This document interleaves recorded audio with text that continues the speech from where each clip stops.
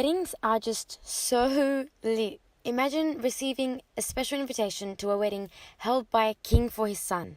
A royal wedding. There has never been, nor will ever be, a fancier or more grand wedding.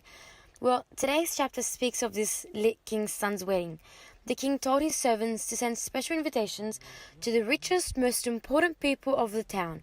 But they low-key didn't want to go to the wedding, and so made up excuses and treated the king's servants badly and even killed some of them. This really disappointed the king in his noble citizens and frustrated him. The king then changed his mind and told his servants, "You know what? Invite anyone you see. On the streets, on the train, anyone in front of you, just invite." Now, the people that were invited instead weren't very rich, and so didn't have anything special to put on.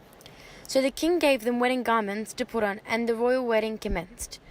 The king and his son then came out to greet the guests, and to the king's shock, there was this one person who didn't have a wedding garment on, and overall just looked quite chaotic and messy. This upset the king, as how can one come to a wedding without a wedding garment? The king then ordered his servants to take him out of the feast.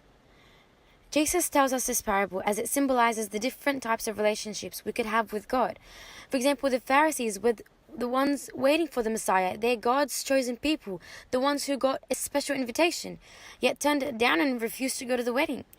Jesus therefore came to the world and granted salvation to anyone and everyone. We already have a head start because we are baptized. We just need to make sure we're living in a cycle of repentance, confession, and communion. If we don't do these things, then we don't have the necessary preparation for the wedding, and would be that person attending the wedding with the wrong garment. So let us all take off our old garments and put on our new garments, our wedding garments, to be able to attend the wedding with the bridegroom, Jesus.